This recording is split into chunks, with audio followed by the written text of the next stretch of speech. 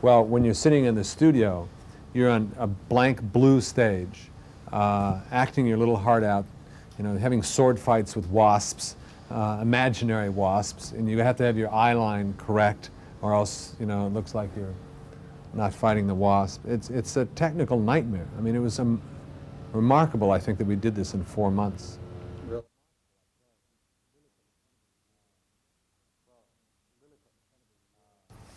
Well, Lilliput is this incredible warlike, arrogant people who solve all their problems by, you know, having people executed and declaring war here and there. What's great is to have someone who is such a legend that he can bring that, you know, above it all stature to a part. I mean, it's fun. I mean, it's amazing to watch him work. Absolutely a delight. Also, for me as an actor, it was, I think, great to have him be 6 inches tall in the finished product. Otherwise, I think I would have been terribly intimidated. But I kept in the back of my mind, you know, as I'm going, oh my God, this is Peter O'Toole.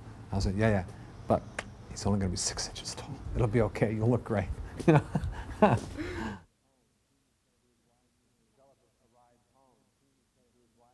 Gulliver arrives home and to his wife of, you know, haven't seen each other for 9 years, and comes out of his mouth is, you know, don't come near me, I can't bear to have you close to me, because the man has rejected humanity and wants to live with horses for the rest of his life. You know, that's a tricky love story. To play Gulliver is very dark. The actual Gulliver's Travels, when you see it in a film, has wonderful humor in it and very funny things and great scope, and it's very fascinating. But Gulliver gets his rear end handed to him over and over and over and over again. This is a man who goes on an incredible journey that reduces him almost to insanity by the time he arrives. That's what I think is so brilliant about the script, because the book was a travelogue. He arrives home and finds that his wife is being wooed by a man who's taken over his practice and his house because his family has gone into the poorhouse waiting for him. So the man who's in love, this doctor that's in love with Gulliver's wife, has Gulliver committed into an insane asylum because obviously he's crazy. He's talking about little people and huge people and talking horses. So he gets him committed to Bedlam. And that becomes the will he or will he not prove his sanity? Will he get out of Bedlam? Will they get together? That you have then the source of drama in the construction of the script.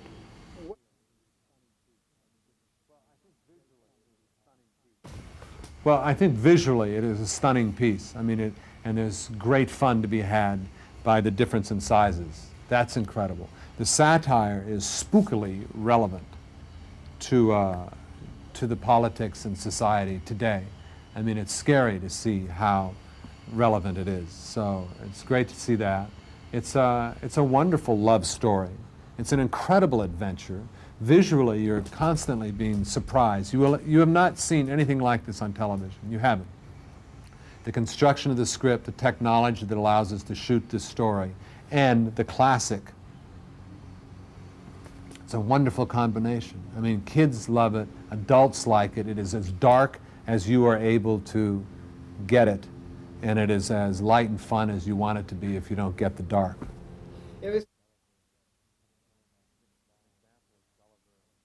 You know, an example is Gulliver coming home and he's in the barn and he's hiding from everybody, and he sees his wife and he's too afraid to say anything.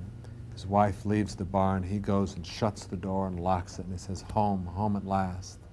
And then boom, the stable starts to rock like a ship, and you don't quite know what's going on, and all of a sudden water bursts through the barn door, and bam, you're into a ship, and you're him being shipwrecked 9 years ago. So reality weaves in and out. You don't quite know where you are. He'll be talking to somebody about the grave diggers, or about, I don't know, did we do a grave digger? I don't think we did. but he'll be talking to somebody about an event, and all of a sudden you'll see one of the Lilliputians crawl up on the table and start talking to him. So you never quite know, is he insane? Maybe he's not insane. Is he hallucinating?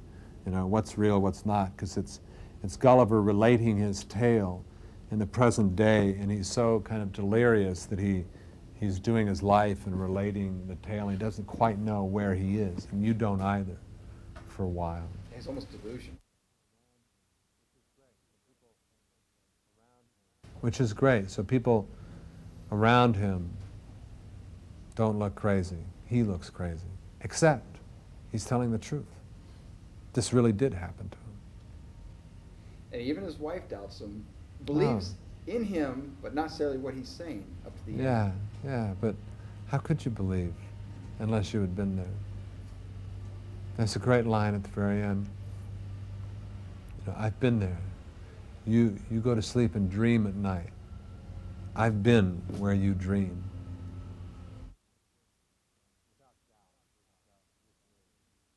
Without doubt, this is Jonathan Swift's Gulliver's Travels.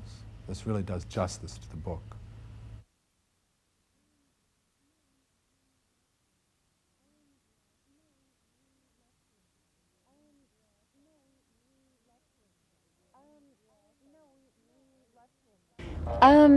No, we love to work together. I mean, we're also, aware that it's hard to always work together. We're pretty realistic about that. But when we can, it's great fun, and it's just wonderful to be a part of a company of such wonderful actors. There's so many great actors in this piece, and I feel very honored to be in it. So who are you playing?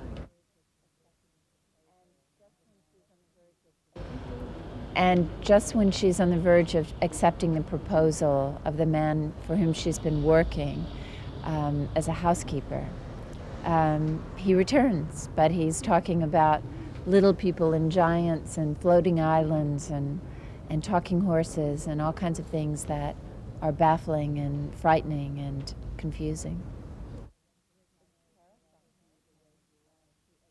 It's terrifying, She doesn't know if he'll ever be the way he was. At one point she says, just be normal again,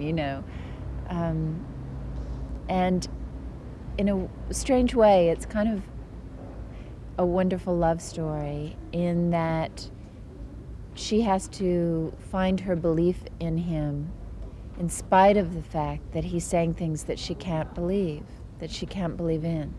And so it's really to find her belief in who he is rather than what he's saying and what he's telling her.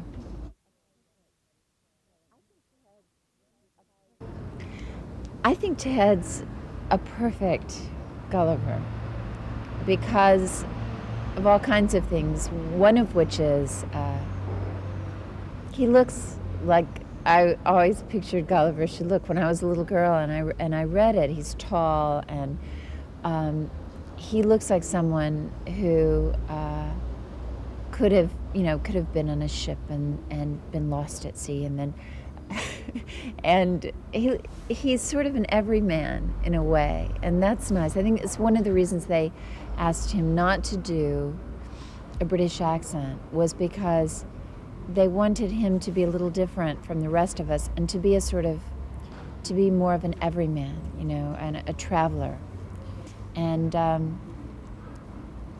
because he's warm and accessible and sort of open, he has an openness to things in life that I think is wonderful for somebody who's supposed to be open to all these adventures and lands. And plus he's just a wonderful actor. So, and the part is an interesting part in that it's a really difficult part, but there's also wonderful comic moments, which he's able to do both. So I think he's perfect.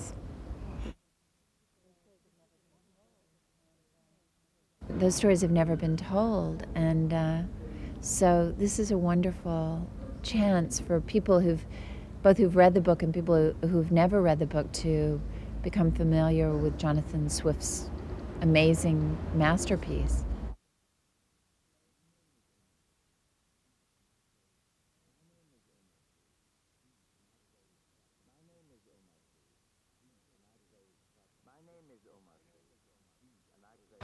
My name is Omar Sharif, and I play the part of the sorcerer, the sorcerer.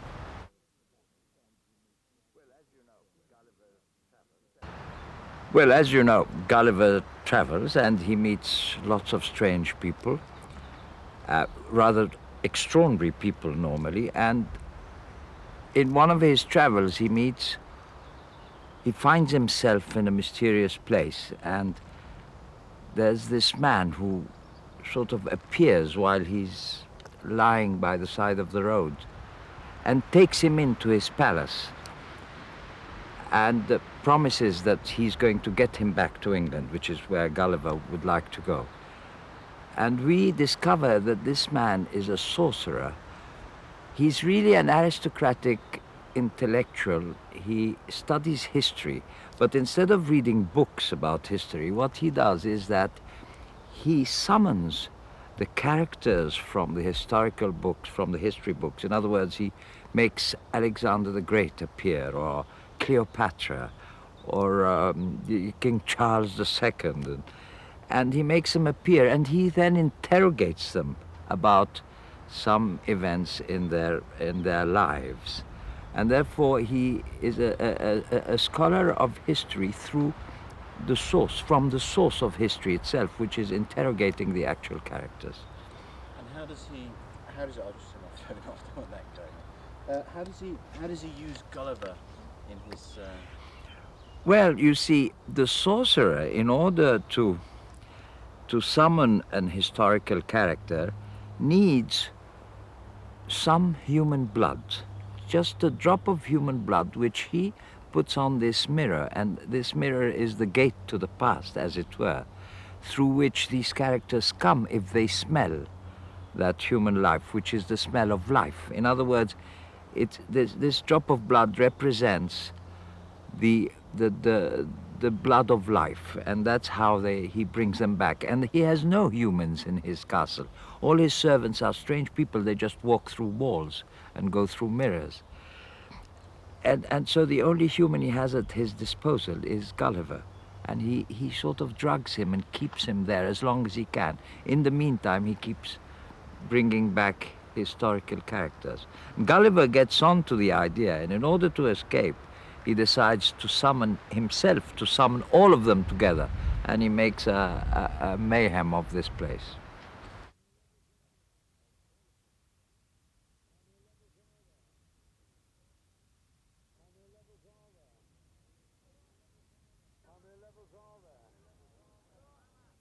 How many levels are there? Savage humour.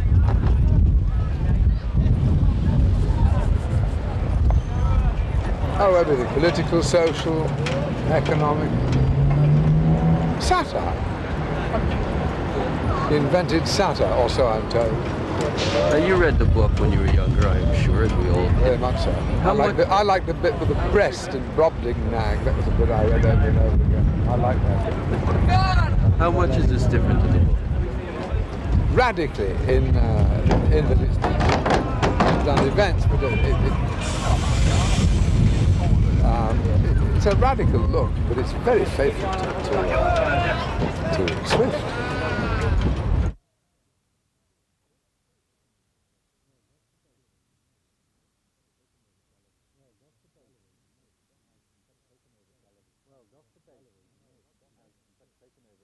Well, Dr. Bates has in fact taken over Gulliver's practice. Gulliver, as you know, is a doctor himself. He was a doctor. He went away to sea.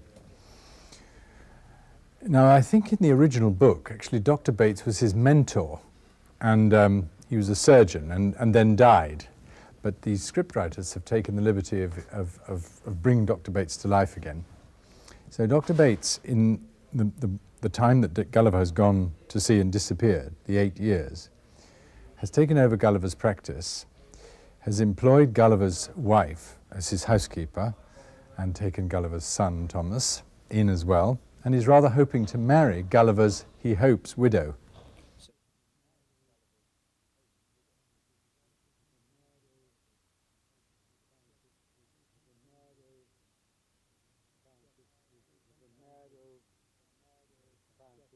He's a mad old scientist who is trying to extract sunlight from cucumbers, which is rather far-fetched.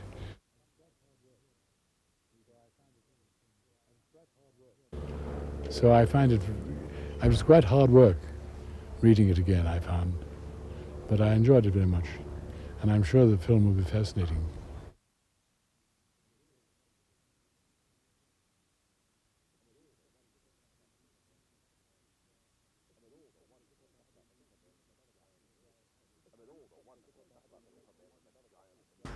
I mean, all the wonderful stuff about the little men and the giant, and then he becomes a little man and he meets another country of giants. I mean, it's a great, great story.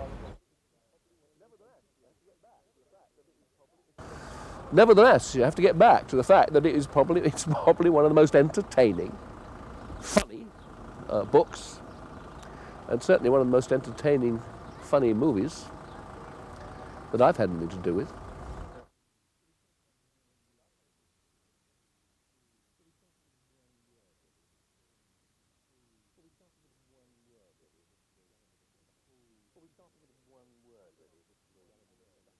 Well, we started with one word, really, which was that the whole thesis of the film is Gulliver defending the truth of his journey. He comes back to England, he tells the story of a fantastical journey, nobody believes him, and they put him in the insane asylum, and that he spends the film defending the truth of what's happened. It therefore seemed to me that, completely simply, our job was to make what we saw of what happened completely believable. In other words, that we had to create a real world where you didn't say, ooh, how clever that was, but that you didn't notice anything peculiar about a man 72 foot high standing next to a man 6 foot high, and that getting a feeling of reality in the world was our underlying and underpinning sort of visual idea. Thus, we used far more locations than one would normally expect in a special effects film of this kind. Instead of building Lilliput, we went to Lisbon in Portugal, and Lisbon became Lilliput, and we put a 72-foot man inside Lisbon, rather than a 6-foot man inside a cardboard village painted to look like Lilliput. That we wanted to use real places and get a feeling that was, I mean, completely believable. I mean, the word we used all the time was unspecial effects. We don't want the effects to look special, we want them to look invisible, so that you just accept there's a big man in a small town.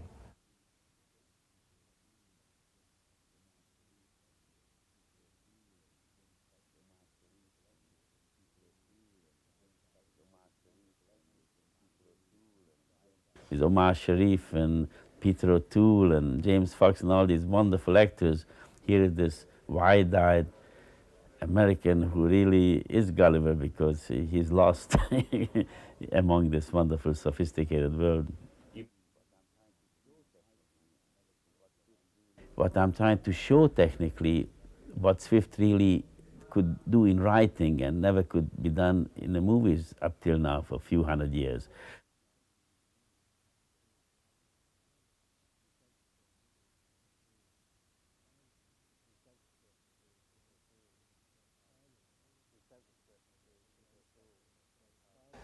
We sent the script to Peter O'Toole, asking if he would play the Emperor of Lilliput, and he said, finally, a great script of Gulliver's Travels, because I've always wanted to be in it.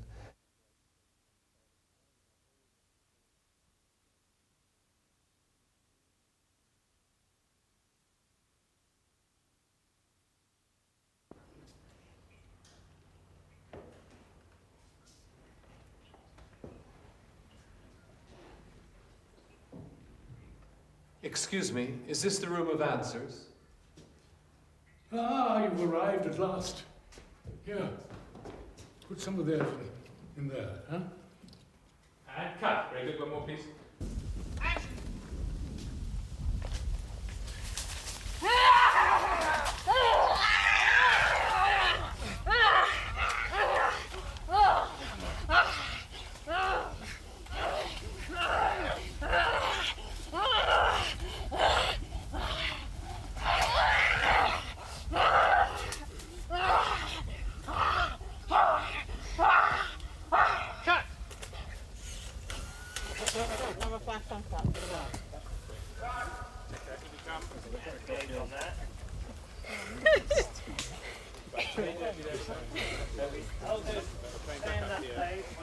Hold it there, folks. Still in dirty mode now. We don't need.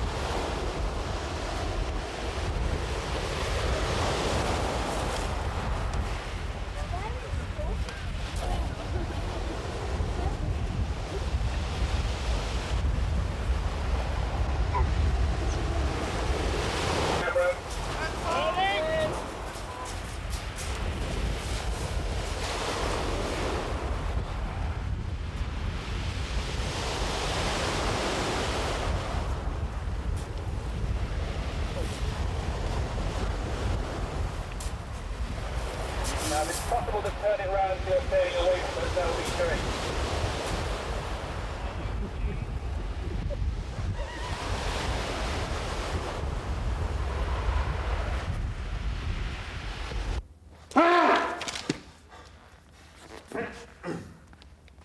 Inboard. Action. Ah! Cut. Cool. Okay. Can we go a bit faster? 1, 2, 3. No! No! Cut. 1, 2.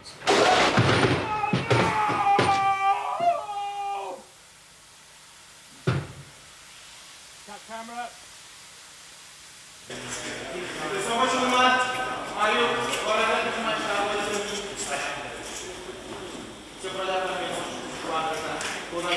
Okay. Take 2. I have 8 cameras. Action.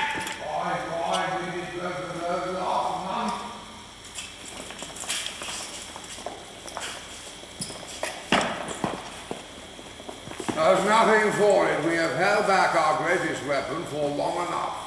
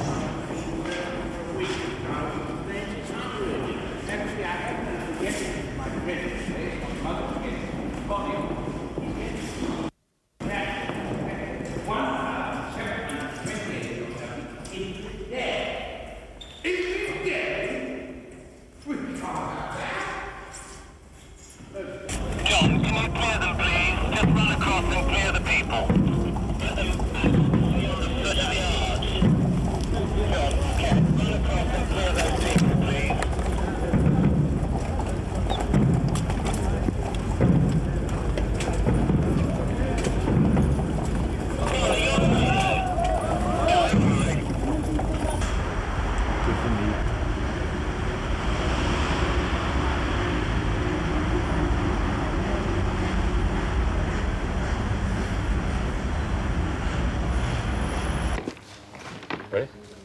And roll. Turning. Action.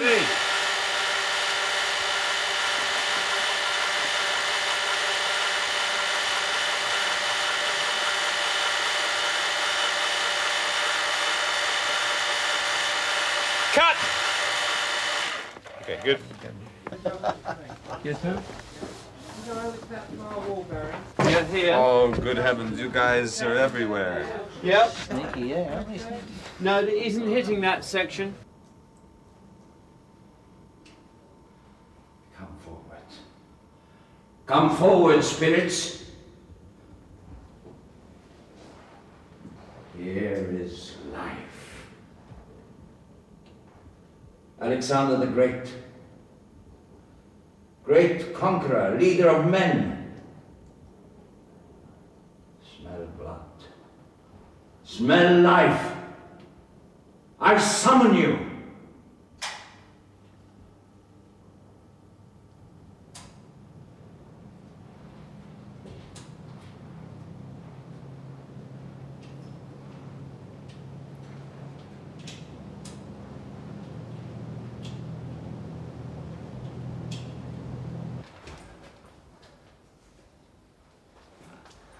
Who summoned me?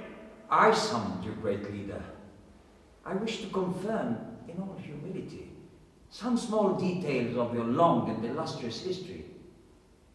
Our scholars, for example, record that you met a terrible death by poisoning. No. I died of a fever brought on by excessive drinking. Cleopatra. You must get back, Cleopatra. I beg you. Ah! Ah! Who's that? One of the Caesars, I think. Action. Oh, Mary, it was extraordinary. You have no idea how I felt. I was exhausted.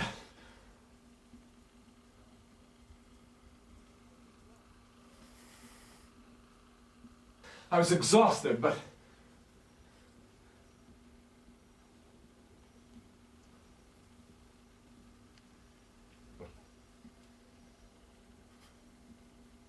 Cut. Back again, please, one more rehearsal. Okay, rehearsing. So my audience is fairly quiet, or shall I make it loud enough for him to hear it? As it's an off camera, we don't